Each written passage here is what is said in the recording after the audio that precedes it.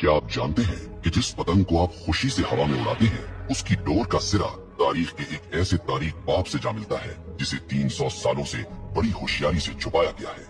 हम इसे बसंत कहते हैं, हम इसे सकाफत कहते हैं, लेकिन तारीख की पुरानी किताबें कुछ और ही कहानी सुना रही हैं। क्या ये वाकई बहार का जश्न है या फिर एक ऐसे शख्स का मातम जिसने तारीख में मजहबी नफरत की बुनियाद रखी थी?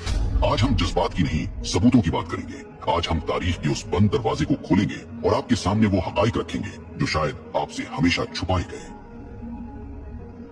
हमारी कहानी का आगाज आज के लाहौर से नहीं बल्कि 1734 ईस्वी यानी 1734 एडी के सियालकोट से होता है। ये मुगल बादशाह मोहम्मद शाह रंगीला का दौर था। सियालकोट के एक मदरसे में मुस्लिम और हिंदू बच्चे साथ पढ़ते थे। तारीखी किताबों के मुताबिक एक दिन बच्चों में बहस छिड़ गई। मुस्लिम बच्चों ने अपनी रवायात की बात की तो जवाब में एक हिंदू तालिब इल्म हकीकत राय ने कुछ ऐसे अल्फाज कहे जो इंतहाई गुस्ताखाना थे। उसने नौजुबिल्ला नबी करीम सल्लल्लाहु अलैहि वसल्लम की लख्त जिगर सैयदा फातिमतुज़ ज़हरा रज़ी अल्लाह अन्हा की शान में नाज़ेबा कलिमात कहे। ये बात पूरे शहर में आग की तरह फैल गई। ये वाकया कोई अफसाना नहीं है, इसके सबूत तारीख की मुस्तनद किताबों में मौजूद है। लाला सोहन लाल सूरी जो सिख दौर के सरकारी मौर्रिख थे, उन्होंने अपनी किताब उम्दतुत तवारीख की जिल्द अव्वल में इस वाक़े को तफसील से लिखा है। इसी तरह मशहूर मुसन्निफ गणेश दास वडेरा ने अपनी किताब चार बाग़े पंजाब में इस गुस्ताखी का जिक्र किया है। मामला हाकिम लाहौर ज़करिया खान के पास गया। हजारों का मजमा अदालत के बाहर मौजूद था।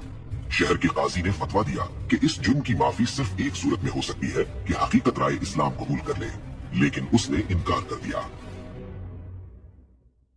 कानून के मुताबिक उसे सजाए मौत सुनाई गई और तारीख बताती है कि जिस दिन हकीकत राय को सजा दी गई वो बसंत पंचमी का दिन था। अब यहाँ ये जानना जरूरी है कि बसंत पंचमी असल में है क्या। हिंदू तकवीन के मुताबिक ये बहार की आमद का पहला दिन होता है। बसंत का मतलब है बहार और पंचमी का मतलब है पांचवा दिन। ये दिन इल्म और फन की देवी सरस्वती की पूजा से मंसूब है। इस दिन हर तरफ जर्द रंग नजर आता है। लोग जर्द कपड़े पहनते हैं और पीले पकवान बनाते हैं क्योंकि जर्द रंग सरसों के खिलते हुए फूलों और जिंदगी की अलामत समझा जाता है। लेकिन सन 1741 की इस बसंत ने एक नया रुख इख्तियार कर लिया। जिस दिन पूरा शहर बहार के रंगों में रंगा था, हिंदू बिरादरी ने हकीकत राय की मौत की वजह से इस दिन को यौम सोग मना लिया। कहा जाता है कि उसकी याद में उन्होंने आसमान की बुलंदियों की तरफ पतंगे उड़ाना शुरू की ताकि उसकी रूह को खिराज तहसीन पेश किया जा सके और ये पैगाम दिया जाए कि एक मासूम की रूह आसमानों की वसतों में आजाद है। ये था वो बीज जो एक मजहबी जश्न के अंदर एक खास वाक़े की याद और नफरत की जमीन में बोया गया था। लेकिन हैरत की बात यह है कि वो दिन जो एक मौत के दुख में सोग के तौर पर शुरू हुआ था, वो वक्त की धूल में दबकर एक अजीम शान जश्न में कैसे बदल गया। वक्त का पहिया घूमा और पंजाब में सिखों